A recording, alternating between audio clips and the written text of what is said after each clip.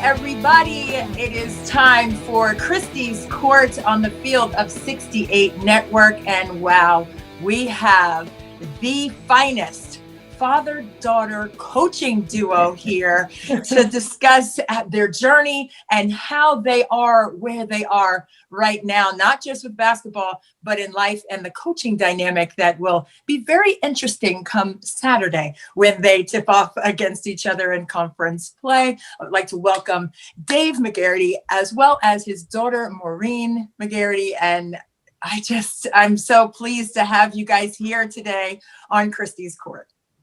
Oh, thank you, Christy. It's an honor to be here. Thank you so much for having us.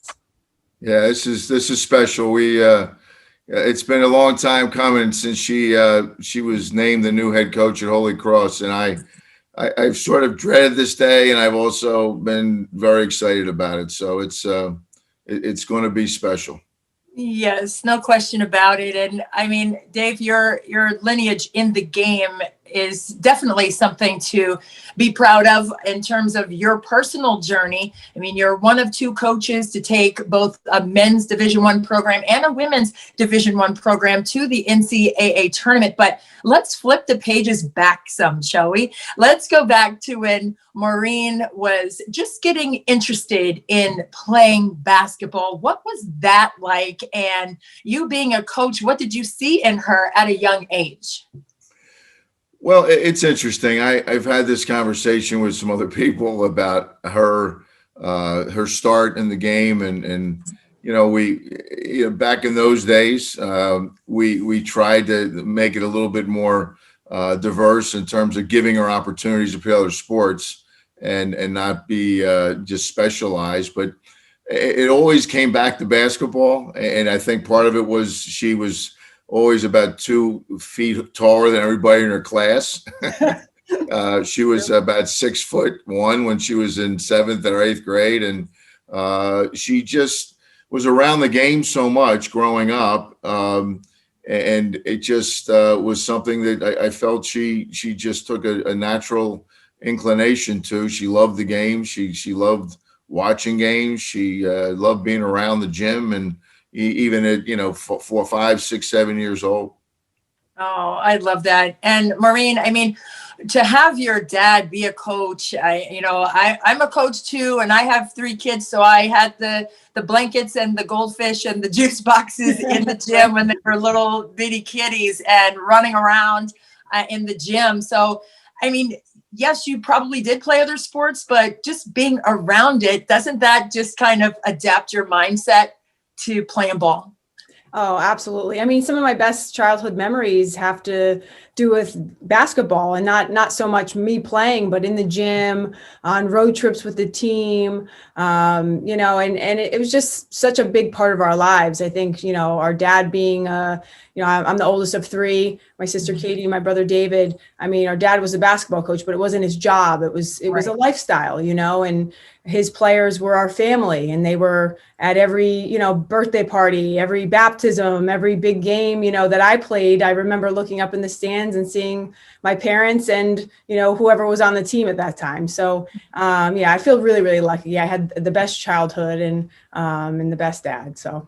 Oh, that's so special. And, when you first finished high school, you were a great scorer in high school and then went to Boston College, but your dad was coaching at Magaritys and ran some really great runs to the NCAA tournament during that time. But what made you transfer and go to Magaritys to play for your father after only 1 year at BC? Yeah, at the time, my dad was actually the men's coach at Magaritys. And, so growing up, he was a men's coach for 30 plus years. And, when I went to BC, it was a goal of mine to play in the Big East, so Boston College was in the Big East at the time. And unfortunately had some injuries, but played on some great teams. We had some great runs. My freshman year, we were, I think, 14th in the country and made some deep runs in the tournament. But I always felt I'm going to come home, and at the time my dad was the men's coach and never put any pressure to come back and play. And funny story how it all kind of happened. When I transferred back, my high school coach, Brian Georges, who's currently the coach right now was still high school, ended up getting the head coaching job at Marist. And so then I ended up playing for Coach Georges, who has obviously had a great run at Marist, bringing some teams to the Sweet 16. And but it was special. I mean, my dad, my last year, he had been there for almost 20 years. And my brother David played for him. So when I was a fifth year, my brother David was a walk-on. He was a freshman, played for my dad. My sister was at Marist. So it was even back then, I kind of took that for granted, but just being able to know that my dad was down the hall, good or bad, he could also look out the window and watch practice and see me have a bad day. So there was always that side of it, but it was a pretty neat experience. And how was that for your brother David to play for you and Dave? And how was that dynamic to have both of your kids playing in a Marist uniform, and you were right there in an eye shot of both of them, obviously? Yeah, it was interesting. I mean, David, looking back on it, I only coached him 1 year, and actually I redshirted him that year. He needed, we joke about it now. I said, you really weren't a Division I player, but he would have probably been better off going to a lower level. But he had a great career there in terms of playing. He ended up playing with a young man who went on to play in the NBA. Jared Jordan got drafted, and they won a MAC championship. And he had a chance to play a little bit, but having Maureen and him together was special. The middle girl, Katie, was there too. She was went to Marist, and I didn't get much of a choice. I worked there, so they had to go there. So at least those two. Maureen, obviously, that was a decision she made, but sure. It was special, and having that whole family atmosphere. It's a nice campus. It was small, and then Maureen had a great run those 2 years with Brian Georges, who, as she mentioned, was her high school coach. Won state championships in high school, and then he turns that program around. I think he's been to about 12 NCAA tournaments. Right. I know that's just an amazing story. I did not know that he was also your high school coach, Maureen. That's outstanding. That's awesome, because he probably knew all the inner workings mentally of how to tap in to bring out your best. And now as a coach, I mean, you sat on the bench with your dad as a coach, and what kind of qualities and philosophies in terms of that mental tap into your players have you learned from your high school coach and also your dad? Yeah, for sure. So Coach Georges ended up giving me my first job. So when I graduated from Marist, I was in grad school, gave me my first opportunity as an assistant coach. And obviously I learned so much from Coach Georges, as you mentioned, a high school player, a college player, my first job, and just that winning mentality. I mean, anything that Coach Georges touches turns to gold, So I'm very, very lucky to learn a lot from him. And then for my dad, so growing up, obviously he was a men's coach for 30 years. And I never really thought that I would have the opportunity to ever really work for him, because he coached men. And, and then the awful circumstances happened when Maggie Dixon passed away, and my dad took over, and I was actually working at Fairfield University at the time. And when my dad took over, I ended up coming on his staff. And honestly, that first year I learned more about I always knew my dad, the main thing about my dad was always his relationship with his players. I mean, he's a great X's and O's coach, obviously, but just the relationships that he builds, and just coming out of that year, and, just how he dealt with that situation, just a horrible situation, and just how he, worked on the players every day and just was there for them. And on top of it, we ended up winning 24 games that year. So it was just an amazing year. But yeah, it was fun. It was a lot of fun too. I mean, I think, you look back, and my dad, I'm not the only head coach that's come from working for my dad at West Point. I mean, he's had a lot of coaches that have gone on to become head coaches, and he always gave us a lot of responsibility, and we also had a lot of fun. So it was a great experience. Well, that's awesome, because you don't, understand what the sacrifice is until you actually coach in college, and you have to do the recruiting and everything like that, but you're also with your staff a lot. So that dynamic, Dave, had to have been something that was empowering to you, because you were leading the way for so many, like you said, Maureen, to learn what it took. And you have delineated all of the responsibilities out to them. So now they're in turn running their own programs and really planting those seeds for the student athletes and coaches on their staffs. But what was that dynamic like when you had Maureen on the bench there? You won a championship with her sitting right there on the bench in the Patriot League. What was that dynamic like as seeing her as a coach and someone who was also under your wing, not just as your daughter, but as a colleague and an employee? Yeah, there's a lot of, you look at how everything went down, and, you know, I spent a year when I left coaching at Marist after 30 some years and went in administration. And then I was an assistant commissioner with 2 different conferences. And ironically, they sent me here to cover a football game. And that was the weekend they had hired Maggie Dixon. She was hired late in September of 2005. And here I am covering a football game as an assistant commissioner for the Mid-American Conference. They introduced me to her, and she goes, "Hey, my brother's told me I should talk to you about being a coach, assistant." And I was like, whoa, wait a minute. You know, Right. I coach women, me, you know, I don't know about that.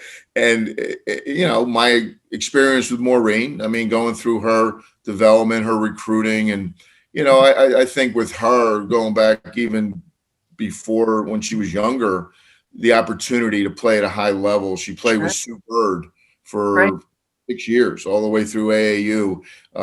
You know, had an opportunity to play with some outstanding players, and all that blended into her experiences and her development. But now here we go. I'm an assistant on the women's side. I'm asking her, "What do you think? Should I do this?" And it was a great experience because Maggie Dixon was an unbelievable young woman, and just that year we had, I mean, I only really had 5 months with her. She tragically passed away in April of 2006. And when all that happened, Christy, it was such a whirlwind time and so emotional. And Maureen alluded to it a little bit, but Maggie had already offered her a position on the staff because she had gotten to know her. I had taken a job in the NBA. One of my former assistants on the men's side had been named general manager of the New Orleans Hornets, and I was going to go work with him. But when all this happened, they approached me about staying, and my first thing was, I'll stay if I can hire my daughter.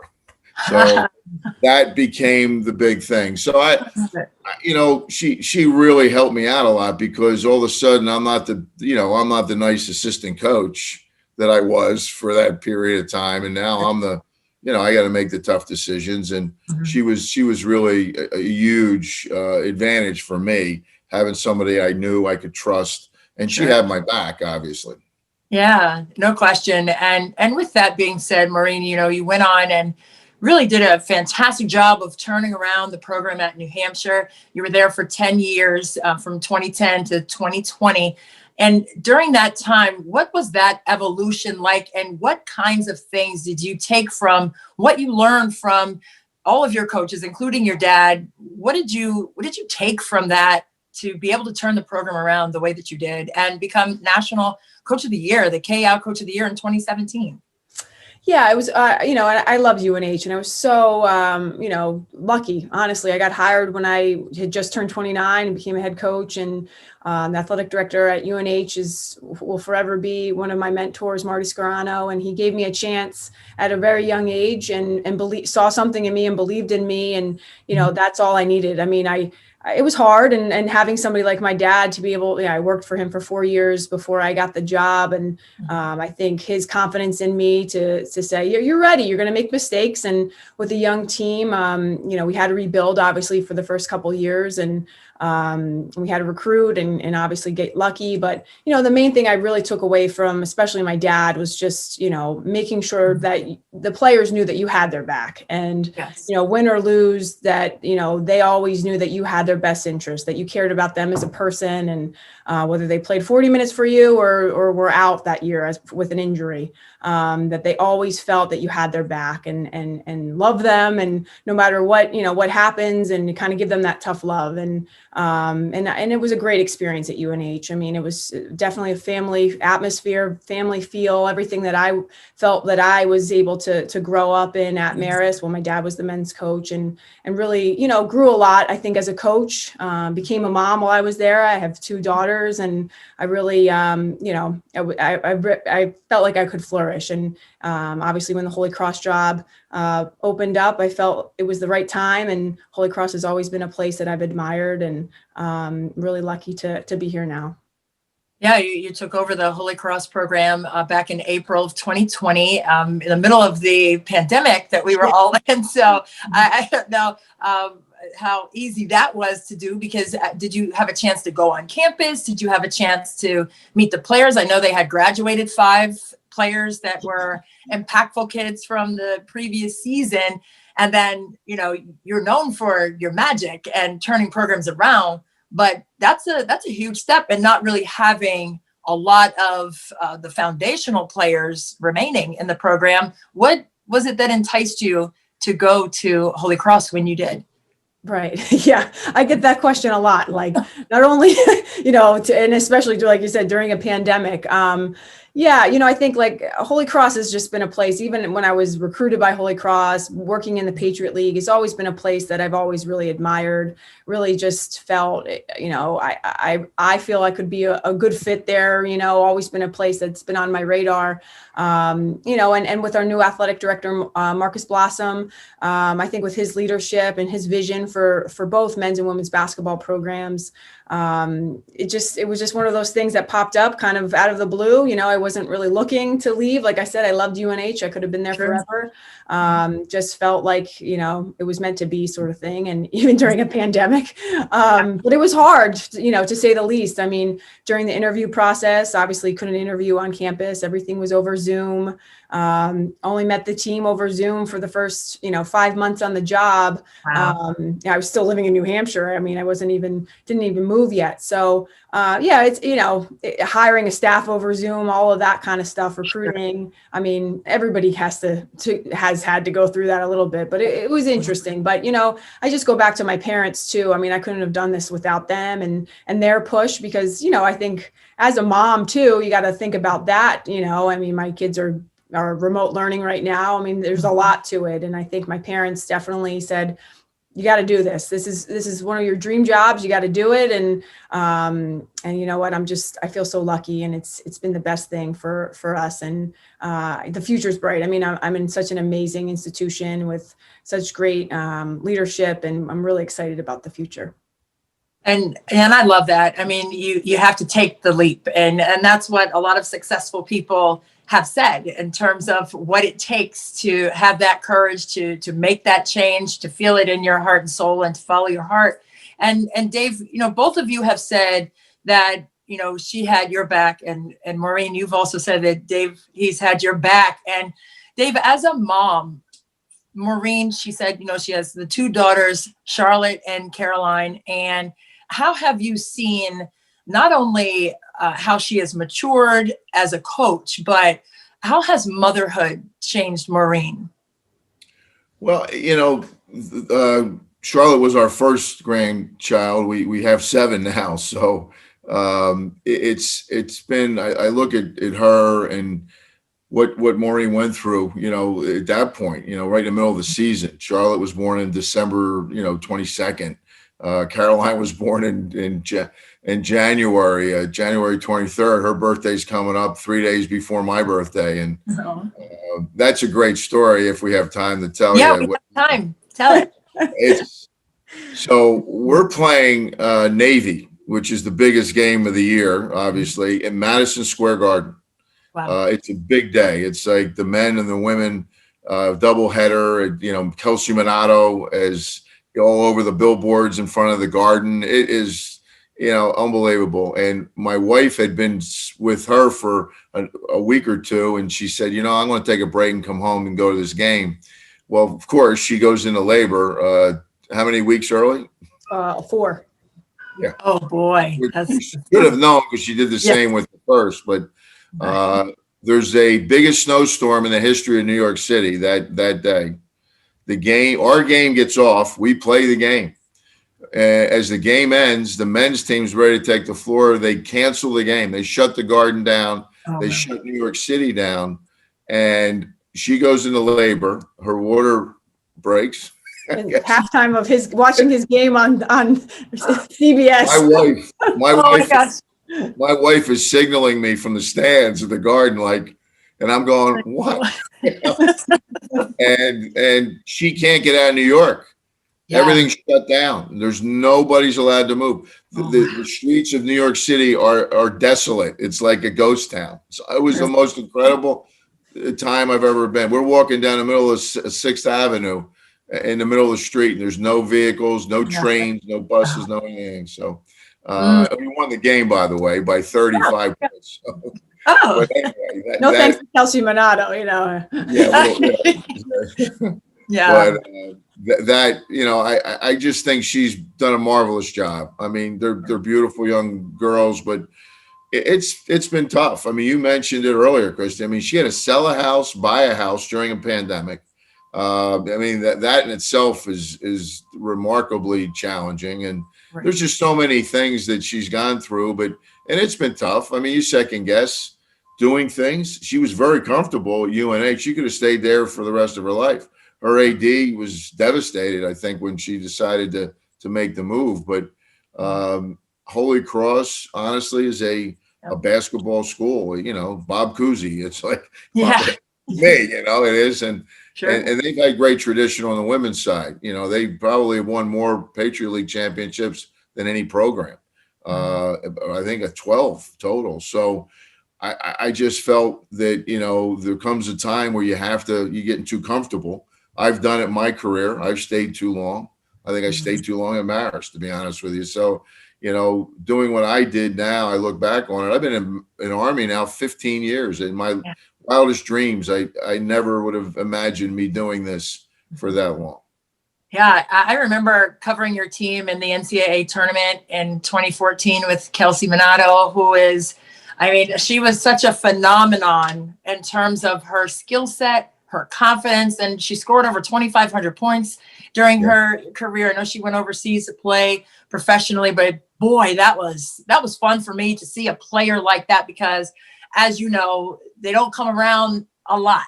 They're great players, but then they're like these iconic, just career changing players. And that's what she was for you, right? And I think just to have a player like that, what was that like for you to be able to not only encourage her and continue to keep her on the right track and stay consistently efficient, but how is it for the other players? Like, you have someone like that who averaged like 23 a game.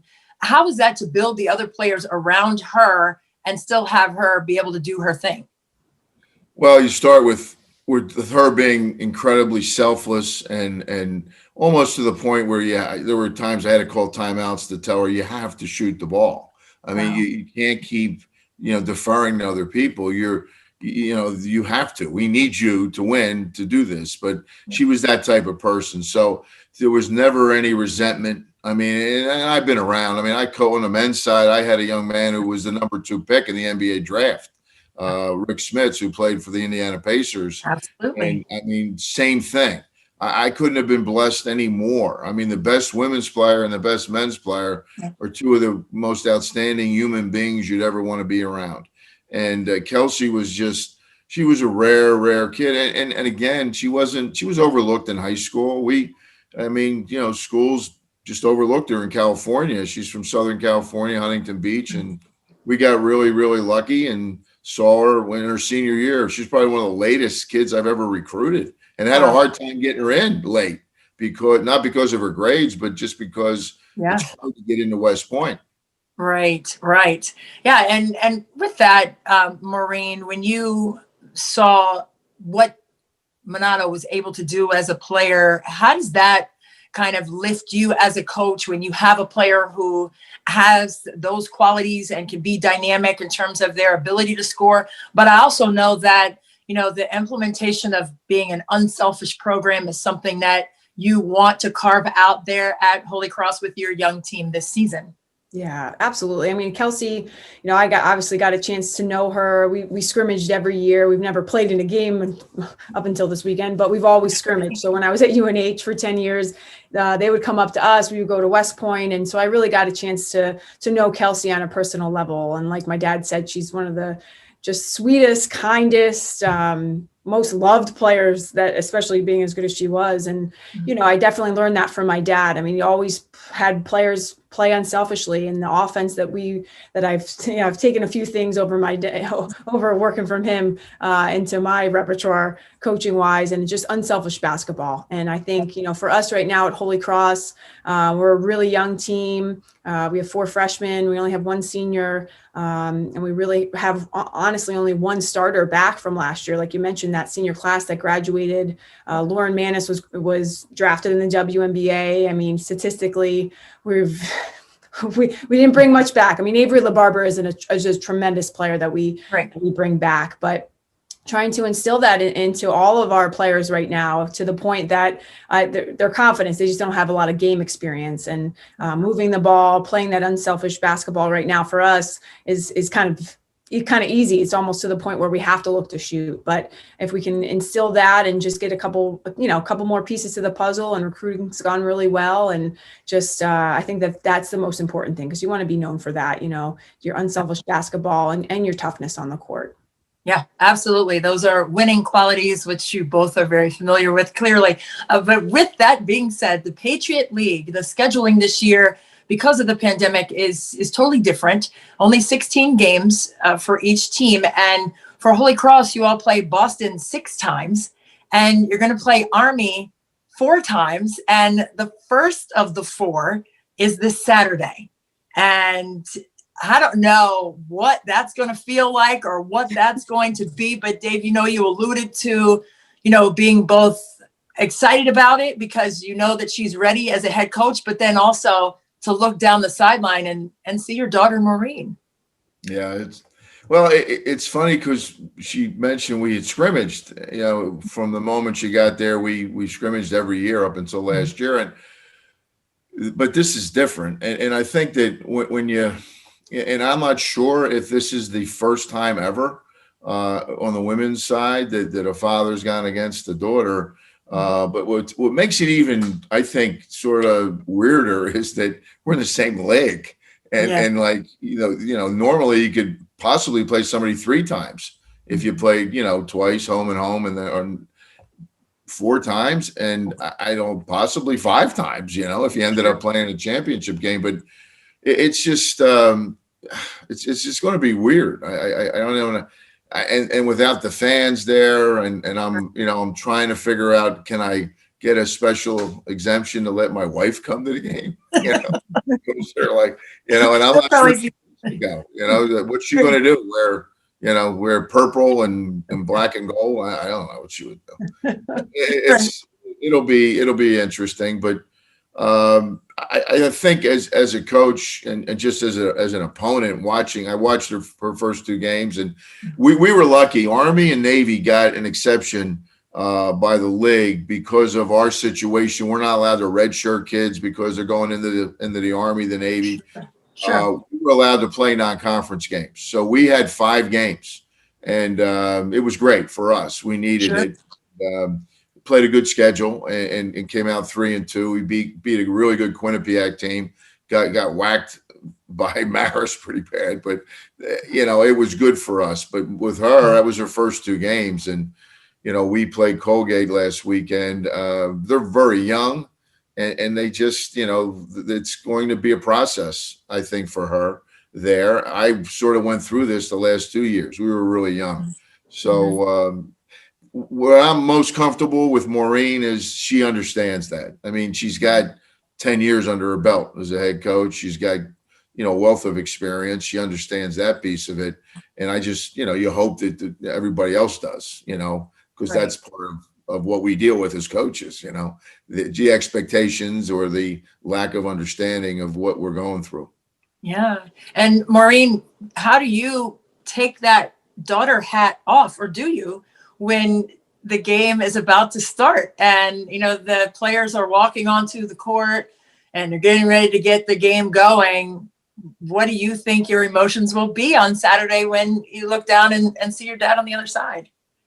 Yeah, it's funny because of course, as soon as I take the job, that's what everybody, all of our family and friends, like that's the first thing everybody, oh, we got to mark that down. And, at the time, I think everybody was thinking, oh, we'll mark those 2 games down and we'll be in the stands, and how different the reality is now. So yeah, it'll be, I'm just so proud of my dad, and his coaching career, honestly, is one of the most amazing careers, I think, if you really look from where he started and how young he was when he was a head coach at St. Francis, and just where basketball has kind of taken him to the women's side. And so to have this opportunity, when I first worked for him, I never thought I would, be able to work for him. And now, just how I never thought this would actually happen, being in the same league and playing this many times. I mean, it's just, it's an amazing experience. I mean, I'm sure I'll try to keep it together, but it is emotional. I mean, yes. my dad's my best friend. He's my hero, he's everything to me. And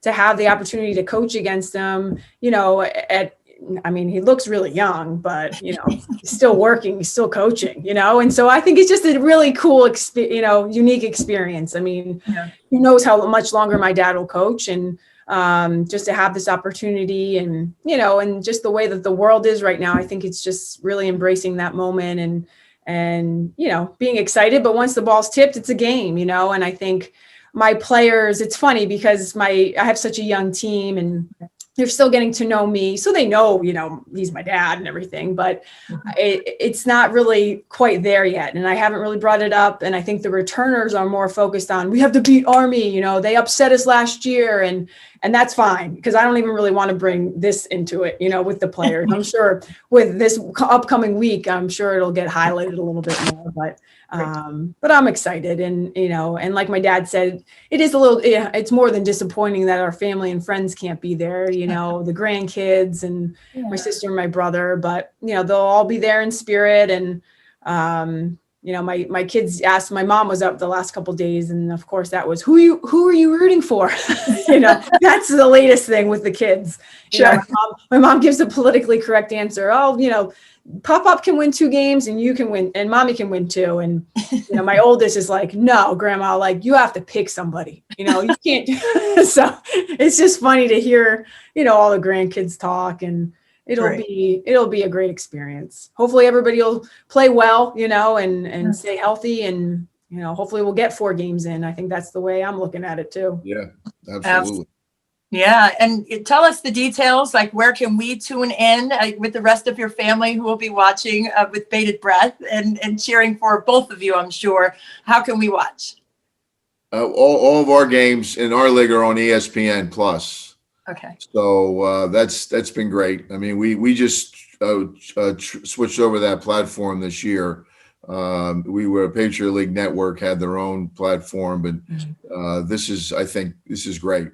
So we've been able to, watch each other's game. Obviously, you can always do that now, but so we're playing at 3:00 both days, and part of the scheduling in the league, which is a little tough.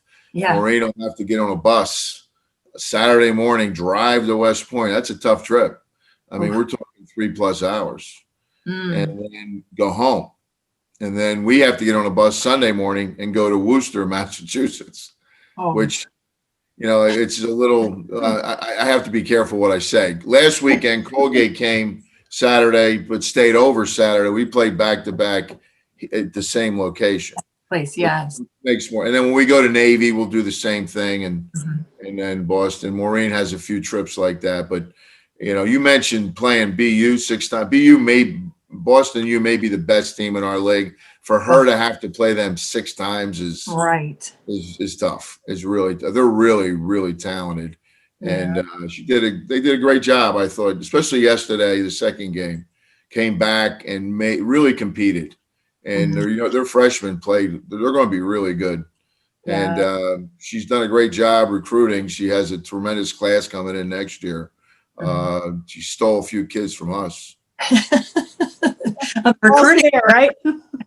Hey, All Not fair. not everybody wants to go in the Army, Christy. Yeah. But what I do know for sure is all is fair in love and basketball. And wow, what a fantastic conversation that you all shared with us today. And I lost my dad 2 years ago, so I know how special, that okay. bond is. I'll get it together. No, I'm But sorry. I know how special that bond is, especially with the love of hoops. And so I'm actually Thank you. sorry. No, Well, no, and and that's why I Thank think, you. no, I do. And that's why I think, people are talking about this, and it is, I mean, I get it. I'm probably going to be crying in the locker room because I think, when you have that bond over a Yeah. sport with your dad, with your mom, I mean, it is, it just, I can't tell you the amount of hours me and my dad have been in cars driving, watching games, and it's special. So like I said, I'm just going to embrace the moment and just be, thankful for the time that even win or lose, he's still going to be my dad. And I know he's going to be proud of me, and I'm going to be proud of him. So thank you. I'll finish up by saying this, Christy. She alluded to it about how much longer I'm going to do this. Yeah, myself and Gary Blair at Texas A&M have a bet. Who's gonna drop first? Who's going to step down? He's because that's a military school. Yeah. Or part of it is, and he's always wants me to come out and play him, and I'm like, no, I'm not going to College Station. But I don't know exactly how old he is. I know I'll be 71 this month, so it's I've had a great run, and it's been a lot of fun. But to finish up like this with her is really special. Well, I love it. And I appreciate you guys carving out time in your busy schedules. Probably have another Zoom coming up with your players or something like that. I know it's been very busy in a different kind of world that we're living in, but we are here together. And I just certainly appreciate everything that you shared today. And I can't wait to watch. And maybe I'll paint my face half and half because it's going to be tough to choose. But tears are falling still. Sorry, but those are happy tears now. But I certainly happy for both of you to be in the moment that you will be in, not just today, but moving forward this season and forevermore. So we appreciate you taking time today to spend some time on Christy's court on the Field of 68 Network. We hope you guys subscribe and continue to build the game of women's basketball here on the Field of 68 Network. And all the best to both of you. Stay healthy and continue to be joyful, happy, and Thank you so much, Christy.